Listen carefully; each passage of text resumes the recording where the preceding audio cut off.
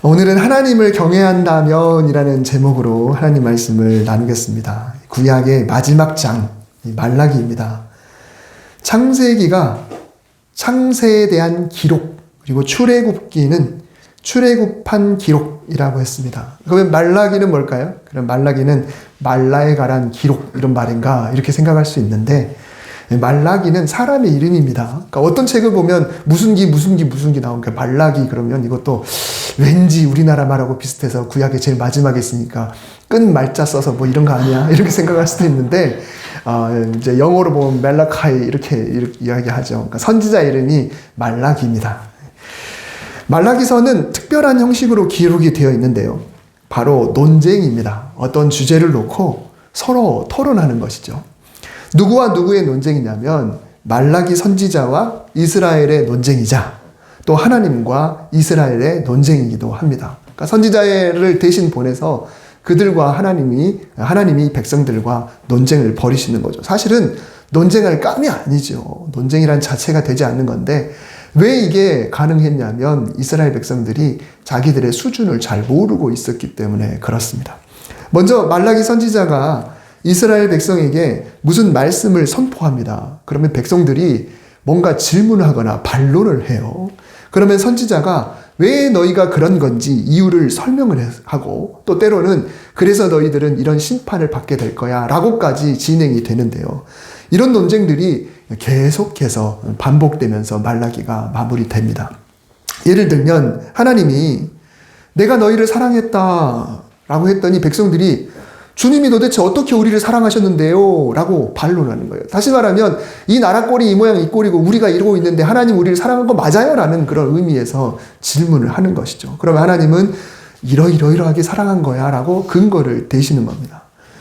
제사장들이 내 이름을 더럽히고 멸시했다. 아니, 우리가 언제 주님의 이름을 멸시했습니까? 우리는 늘 하나님께 제사를 드리고 제사를 주관하는 사람들 아닙니까? 라고 되물으면 하나님은 너희가 드린다고 하는 그 제물이 사실 자체가 잘못됐기 때문에 나를 멸시하지 않고는 그렇게 할 리가 없다라고 대답을 하십니다. 왜 이 제물이 잘못됐는지 이것을 하나님이 또 반론을 하시는 거죠. 나는 너희가 드리는 예물을 받지 않았다. 우리는 분명히 바쳤는데 도대체 왜 안 받으셨어요? 우리는 드렸는데 하나님이 받지 않으셨습니까? 책임이 하나님께 있습니다. 라고 반론을 했더니 너희가 사실은 이러이러한 행동을 하고 나서 예물을 드렸기 때문에 그 예물 자체가 성립이 안 된다라고 하나님이 대답을 하시는 겁니다. 너희가 말로 나를 괴롭게 했다. 아니요, 우리가 어떻게 하나님을 감히 저주하고 하나님을 말로 괴롭게 할 수 있겠습니까? 너희가 이러하게 했기 때문에 그것이 말로 나를 괴롭게 한 것이 되었다라고 대답을 하시는 거죠. 그리고 우리가 또 잘 알고 있는 또 하나의 논쟁이 있습니다. 그게 바로 너희가 나의 것을 도둑질했다. 우리가 언제 하나님의 것을 도둑질했습니까? 너희가 나에게 반드시 드려야 될 것, 그것을 드리지 않았기 때문에 우리가 알고 있는 11조에 대한 책망이기도 한데, 그런 이야기를 하면서 하나님께서 계속 논쟁을 이어가고 있는 것이죠. 그리고 마지막 논쟁이 무엇이냐면 바로 오늘 본문에 해당하는 부분인데요. 너희가 완악한 말로 나를 대적했다. 그랬더니 우리가 도대체 무슨 말로 그렇게 하나님을 완악하게 대적했습니까? 라고 말을 합니다. 이 모든 논쟁들의 핵심 주제가 뭐냐면 바로 경외라고 하는 단어입니다. 하나님을 경외하라. 그래서 말라기의 결론 부분에는 하나님을 경외하는 자에게 하나님께서 어떤 은혜를 베풀어 주실 것인지에 대해서 약속을 하고 있습니다. 이제 오늘 본문을 한번 보겠습니다. 오늘 본문에 별도로 제목을 한번 붙여보자면 의인과 악인이라고 할 수 있습니다. 오늘 18절에 보면은 그때에 너희가 돌아와서 의인과 악인을 구분한다. 그리고 하나님을 섬기는 자를 분별한다. 섬기는 자와 섬기지 않는 자를 분별한다. 이 땅에서는 흑백 논리를 가진 사람을 그다지 좋아하지 않습니다. 이거 아니면 안 된다. 내 생각이 무조건 옳고 내 생각과 다르면 무조건 틀렸다. 다름을 인정하지 않고 틀렸다라고 이야기하는 거죠. 중간이라는 것은 없는 그런 사람들이 간혹 있습니다. 자기 주관이 뚜렷할 필요는 있지만 그래도 때로 융통성도 좀 있고 또 포용심도 있어야지 그래야 사회생활도 잘하게 되고 그런 사람을 성품이 좋다라고 이야기를 합니다. 옳은 것과 그른 것 이것을 너무 대쪽같이 구분하는 사람을 별로 좋아하지 않죠. 그러나 하나님의 법인 성경은 다릅니다. 하나님께서는 분명한 흑백 논리로 말씀을 하세요. 의인이면 의인, 악인이면 악인, 의인이 아니면 악인 이렇게 하나님은 분명히 구분하고 계세요. 근데 우리는 때로는 그 경계선상에서 어느 정도만 의인이면 되겠지, 어느 정도만 악인이 아니면 되겠지 라고 생각을 하게 되는데 하나님은 사실 성경은 그렇게 이야기하지 않는다는 겁니다. 그래서 시편 1편에서는 의인과 악인에 대해서 분명히 구분해서 말씀을 하고 있죠. 복이 있는 사람은 악인들의 꾀를 절대로 따르지 않는다. 악인은 바람에 나는 겨와 같다. 악인들은 심판을 견디지 못할 것이다. 의인들의 길은 하나님이 인정하시고 악인들의 길은 망할 것이다. 분명히 딱 나눠서 말씀을 하고 계십니다. 또 마태복음 25장에 나오는 예수님의 비유 가운데 예수님께서 먼 훗날 재림하셔서 세상을 심판하실 때 사람들을 구별하는데 그 구별하는 표현으로 양과 염소라고 분명히 표현을 하셨어요. 염소 비스무로 한 양이라든가 양하고 무슨 그렇게 잡종이 된 염소라는 이게 아니에요. 확실하게 양이요, 확실하게 염소라는 겁니다. 하나님 보실 때는 의인과 악인, 선택받은 자와 그렇지 못한 자를 분명히 구별하신다라고 말씀을 하셨습니다. 저와 여러분은 다행스럽게도 하나님을 믿는 성도입니다. 적어도 내 신앙에도 물론 사소한 문제는 있을 수는 있지만 그래도 그리 큰 문제는 없는 그런 성도라고 생각할 수가 있습니다. 왜냐하면 우리는 그래도 예배를 드리죠. 그래도 때로는 문제가 있을 때 기도하죠. 때로는 어떤 상황이 있을 때 찬양도 하죠. 때로는 어떤 문제가 있을 때 참기도 하죠. 하나님을 떠올리기도 하고 생각하기도 하죠. 그래서 내가 하고 있는 일은 그래도 나는 성도니까 나는 그래도 의인에 속하겠다라고 생각할 수가 있습니다. 물론 맞는 말이죠. 근데 말라기 선지자가 활동하던 그 시대에 이스라엘 백성들도 자기들을 스스로에 대해서 그렇게 생각하고 있었다라는 것입니다. 기준이 뭐 하죠? 하나님이 보실 때의 기준과 내가 생각할 때의 기준이라는 게 극명하게 갈리더라는 거예요. 그들도 다 그렇게 생각했어요. 그러니 하나님께서 선지자를 통해 너희들 이래 라고 하면 왜 그래요? 그럴 리가 없는데요. 우리가 언제 그랬나요? 라고 반론을 했던 것입니다. 다들 자신들을 신앙인으로 알고 있고 그리 크게 잘못한 것이 없다고 생각을 했습니다. 제사장들은 여전히 제사를 잘 지내고 있고 또 백성들도 제사 드리고 예배 드리고 하나님을 경외하기도 하고 드린 예물은 하나님이 받으셨을 거라고 생각을 했습니다. 우리는 잘못한 것이 없습니다. 도대체 왜 그렇습니까? 라고 항상 의문을 던졌습니다. 왜요? 그들은 신앙인이라고 생각했기 때문에 그렇습니다. 하지만 말라기 선지자는 늘 논쟁의 끝에 이렇게 말합니다. 너희들이 그렇게 생각하고 있는지 모르지만 그것은 착각일 수 있다. 어쩌면 우리도 때로 이런 착각에 빠진 줄도 모르고 어쩌면 착각에 빠져 신앙생활을 할 수도 있습니다.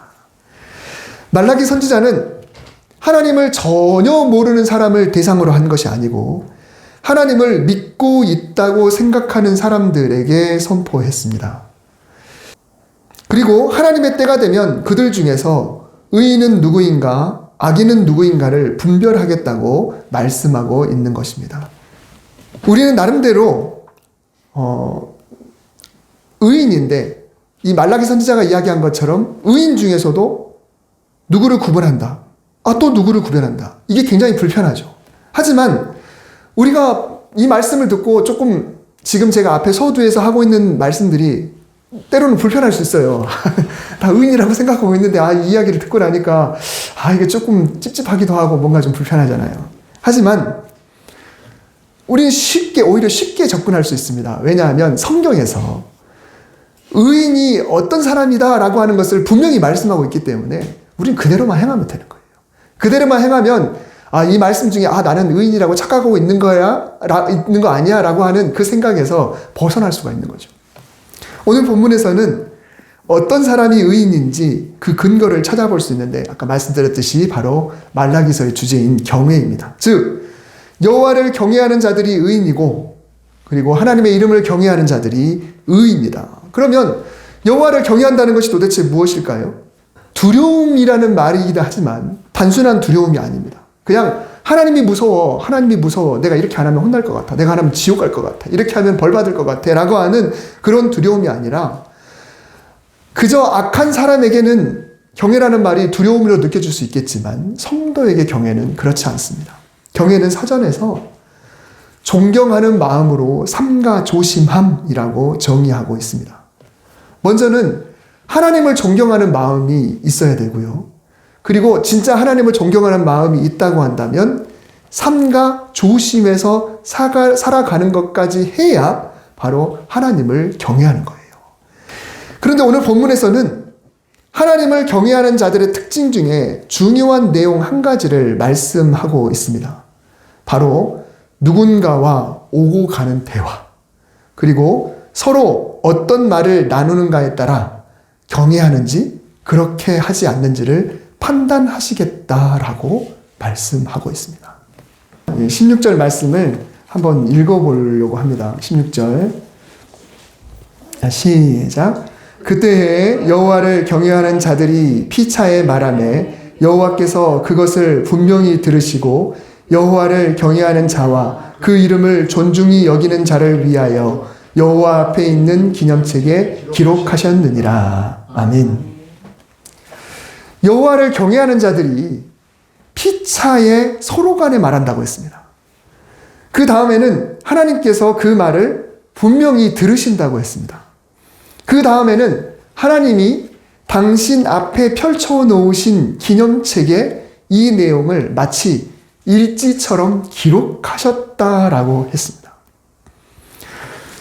조선왕조실록은요, 왕들의 어떤 일대기, 어떤 사소한 일들까지 적는데, 그런데 실록이 되기 전에 먼저 초안과 같은 책이 있죠. 그걸 보고 승정원 일기라고 하죠. 승정원 일기가 먼저 기록되고 후대에 이것을 정립을 해가지고 이제 왕조 실록으로 남기게 되는데, 왕의 일거수일투족, 그리고 왕이 하는 말들, 이런 것들을 옆에 있는 사람이 그냥 무작정 다 적어냅니다.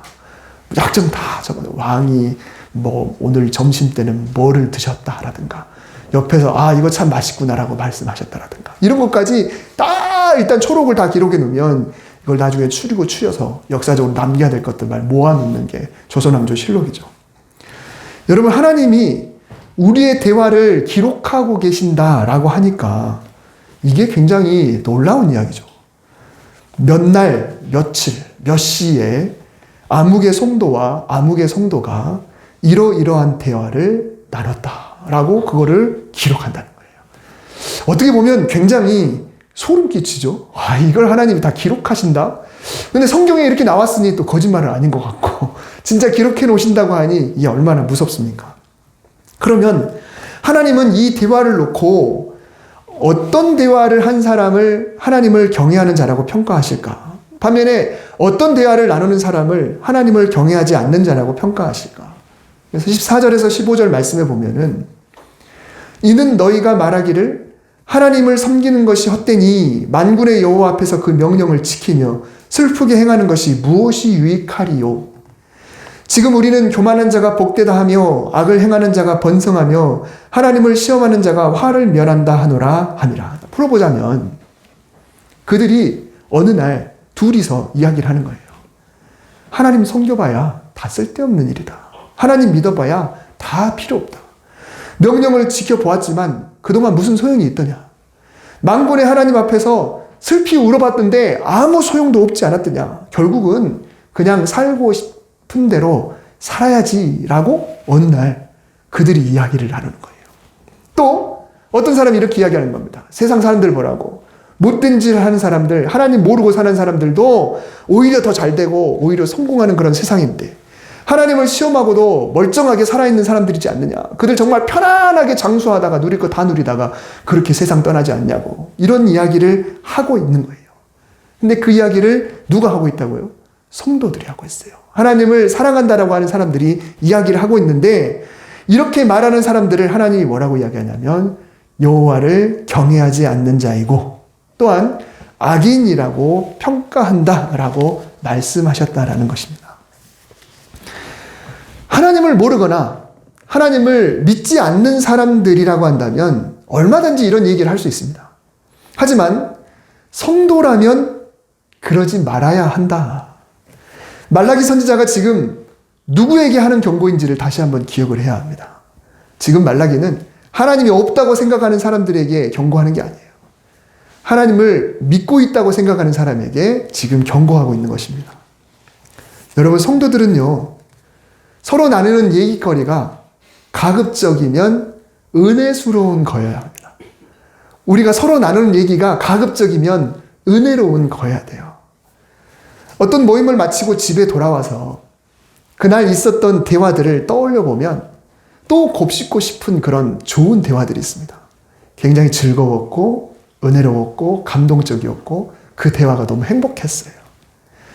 놀라운 간증이 있기도 하고요. 서로를 격려해 주기도 하고 그래서 힘을 얻기도 하고 힘을 주기도 하고 힘든 세상 속에서 어떻게든 이겨보자고 권면하기도 하고 같이 웃어주고 같이 슬퍼해주고 그리고 하나님으로 인하여서 그 대화가 너무 은혜스러운 그런 대화, 그런 하루를 보낸 적도 있습니다. 그러면 그 속에서는 때로는 하나님이라는 이름이 직접적으로 거론되지 않았어도 대화 자체가 하나님을 경외하는 사람들의 대화이고 하나님이 그것을 분명히 들으시고 하나님 앞에 놓인 기념책에다가 그것을 기록하셨다라고 하는 겁니다. 우리가 만약에 그런 대화를 나눴다고 한다면 그 대화는 하나님이 기념책에다 기록하셨다라는 겁니다. 반면에 어떤 모임을 마치고 집에 돌아오는데 한참 동안 마음이 찝찝해요. 정말 뭔가 지금 속이 쓰리고 기분이 안 좋고 정말 은혜롭지 못한 대화여서 마음이 불편한 그런 대화들을 나누고 집에 돌아올 때도 있습니다.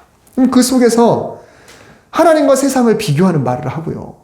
또 뭔가 신앙에 맞지 않는 이야기들, 종교적으로도 정말 그릇된 것들, 믿는 사람과 믿지 않는 사람들을 비교하면서 오히려 믿지 않는 사람들이 더 잘 되는 부분에 대해서 이해하지 못한다고 그렇게 말했을 겁니다.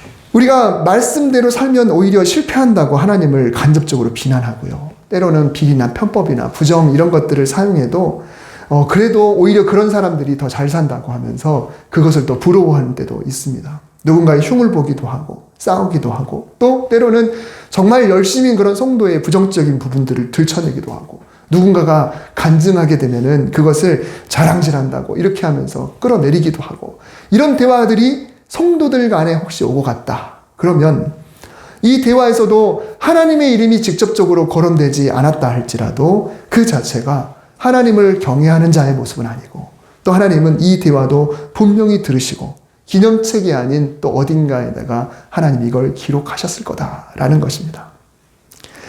성도의 모임은 말 그대로 거룩할 성자의 무리 도자, 거룩한 백성의 모임입니다. 거룩한 백성은 거룩한 백성다워야 되는데요. 나 혼자 있어서 거룩한 백성인 것도 중요하지만 다수가 모이건 단 둘이 모이건 간에 거룩한 백성으로서의 위치를 절대로 잊지 말아야 됩니다. 또 의인으로서의 긍지를 잃지 말아야 합니다. 여기서 성도는 우리 교인끼리일 수도 있고요.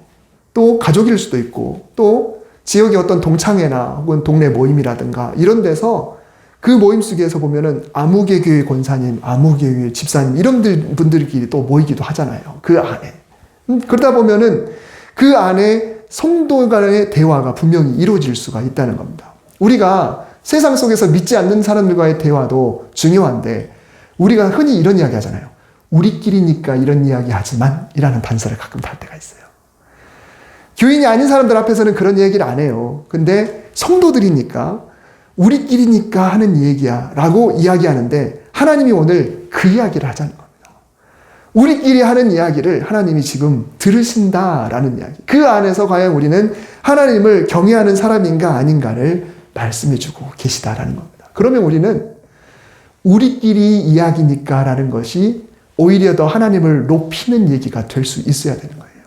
우리끼리니까 하나님을 경외하는 사람들이니까 오히려 하나님 앞에 더 신실한 대화를 해나갈 수 있어야 되는 것이죠. 그러면 하나님을 경외하는 자에게 하나님은 과연 어떤 복을 주실까요?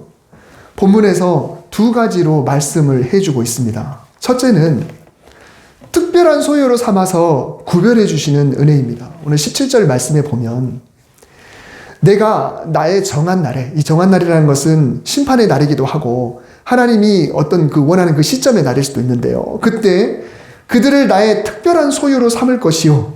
또 사람이 자기를 섬기는 아들을 아낀 같이 내가 그들을 아끼리라. 18절에도 그때 너희가 돌아와서 의인과 악인을 분별하고 하나님을 섬기는 자와 섬기지 아니하는 자를 분별하리라. 다시 말하면 우리 눈으로도 의인과 악인이 어떻게 달라지는지를 우리 눈으로도 분명히 볼 수 있을 것이다 라고 말씀하고 있다는 것입니다. 여기에서 나온 단어들을 한번 생각해 보세요. 특별한 소유다. 특별한 소유. 그리고 아끼다. 아끼다. 하나님이 우리를 그렇게 여겨주신다. 하나님을 특별한 소유로 여기시고 특별히 아껴주신다라는 이 단어만으로도 하나님을 경외한 사람에게 하나님이 어떤 마음이신지를 다시 한번 보게 되는 겁니다. 이 말씀을 보면 다른 것이 아니라 하나님이 듣고 계시는구나. 하나님이 듣고 계시는구나 라고 하는 것을 평소에 느끼는 사람, 평소에 느끼고 의식하는 사람, 내 입에서 나오는 말이 하나님을 기쁘시게 해드릴 만한 그런 이들을 하나님이 분명히 특별히 여기신다라고 하는 것을 오늘 이 말씀을 통해서 믿으시기를 바랍니다. 두 번째는 악의 권세를 짓밟는 그런 권세를 얻게 됩니다. 오늘 본문 4장 2절에서 3절을 보면 내 이름을 경외하는 너희에게는 공의로운 해가 떠올라서 치료하는 광선을 비추리니 너희가 나가서 외양간에서 나온 송아지같이 뛰리라. 또 너희가 악인을 밟을 것이니 그들이 내가 정한 날에 너희 발바닥 밑에 재와 같으리라. 우리가 하나님의 그 치료를 구하는 기도할 때 이런 표현 하잖아요. 하나님 치료하는 광선을 비춰주시옵소서라는 그런 표현을 하죠. 그래서 우리가 하나님을 경외하는 사람이고 하나님의 특별한 소유로 하나님의 아낌을 받는 그런 존재가 된다면 하나님은 우리의 영을 치료해 주시고 또 우리의 육신을 치료해 주셔서 그 하나님의 능력으로 인해서 우리가 외양간에서 나온 송아지처럼 경쾌하게 뛸 것이다 라고 말씀해 주셨습니다. 저는 외양간에서 나온 송아지가 뛰는 것을 어렸을 때 많이 봤습니다. 우리가 소를 키우진 않았지만 소 키우는 집에 가서 일부러 소를 좀 만지고 싶어서 우리 친구 집 가가지고 애가 이제 그 표현을 소 띠낀다는 표현을 해요. 아시는지 모르겠는데 소를 끌고 가서 풀을 먹이는 거죠. 그러면 뒤에 송아지가 따라옵니다. 송아지는 목줄을 안 해도 그 어미소를 따라가요. 근데 송아지가 외양간에서 나오는 순간 얼마나 경쾌하게 뛰는지 몰라요. 집안에 있는 그 강아지를 외출을 시켜줄 때 얼마나 빨빨거린가요? 근데 송아지가 그래요. 껑충껑충 뜁니다. 이렇게 정말 경쾌하게 뛰어요. 너무 세상 정말 두려운 거 없고 걱정 없는 것처럼 얼마나 신나게 뛰는지 모릅니다. 근데 그렇게 송아지는 그냥 신나서 즐거워서 뛰고 있었는데 어느 순간 내 발 밑에 보니까 악인이 밟혀 있더라라는 겁니다. 그러니까 내가 일부러 나를 공격하는 존재, 나를 힘들게 하는 존재와 내가 일부러 어떻게 하면 저 사람과 싸울 수 있을까? 어떻게 하면 저 사람은 콧대를 밟을 수 있지? 어떻게 하면 하나님을 이렇게 모욕하는 저 사람을 누를 수 있을까? 내가 고민하고 이렇게 할 필요 없이 그냥 나는 하나님을 경외하는 사람이었을 뿐이에요. 근데 나는 하나님을 경외하는 사람으로 그냥 그렇게 살았을 뿐인데 어느 순간 내가 신나서 찬양하고 이렇게 했던 내 발밑에 저절로 악한 존재들이 밟혀 있다라고 하는 겁니다. 그래서 로마서 16장 20절 이런 말씀이 있죠. 평강의 하나님께서 속히 사탄을 너희 발 아래서 상하게 하시리라. 그러니까 나는 그냥 평화롭게 그냥 살아갔을 뿐이에요. 하나님이 주신 평강으로 그냥 평소처럼 살아갔을 뿐이에요. 근데 어느 순간 내 발밑에 보니까 사단이 상해 있더라라고 하는 것이죠. 하나님을 경외하고 찬양하며 내가 정말 경쾌하게 뛰었을 뿐인데 그냥 내가 생각지도 않은 일들이 저절로 이루어지는 놀라운 은혜가 일어나게 된다는 것입니다. 내가 그저 하나님 앞에서 하나님 때문에 즐거워하고 하나님을 사랑하고 섬겼을 뿐인데 나도 모르는 사이에 내 아래 물컹하고 내려다봤더니 나를 침범하던 사단이 내 발 아래 뭉개져 있더라라는 거죠. 이게 얼마나 놀라운 일입니까? 내가 길을 쓰고 하려고 하지 않아도 나는 그냥 하나님 바라보고 그분 안에서 즐겁고 행복하게 그분을 경외하며 살았을 뿐인데 저절로 문제들이 해결되어지는 놀라운 축복이 우리에게 임하시기를 주님의 이름으로 축복합니다. 하나님을 진심으로 경외하시기 바랍니다. 어떻게 해요? 내 입에서 나오는 말로 하나님의 기념책에 기록될 만한 아름다운 대화로 다른 사람과의 대화도 물론 잘해야겠지만 성도 안의 대화, 가족끼리 대화, 교인들끼리 대화 또 밖에서 지인 중에 교인들과의 대화 속에서 오히려 더 성도로서 아름다운 말들을 해나갈 때 하나님이 우리를 특별한 소유, 하나님이 각별하게 아끼는 존재로 여겨주시는 놀라운 은혜가 임하시기를 다시 한번 주님의 이름으로 축복합니다. 기도하겠습니다. 하나님 감사합니다. 우리를 불러주셔서 오늘 귀한 말씀 듣게 하시니 참 감사를 드립니다. 오늘 내가 어떤 대화를 나누는 사람이 되어야 될지 우리 스스로를 돌아봅니다. 하나님 우리를 축복하여 주시고 우리 입술을 주장하여 주시옵소서. 우리 하나님을 찬양하게 하여 주시옵소서.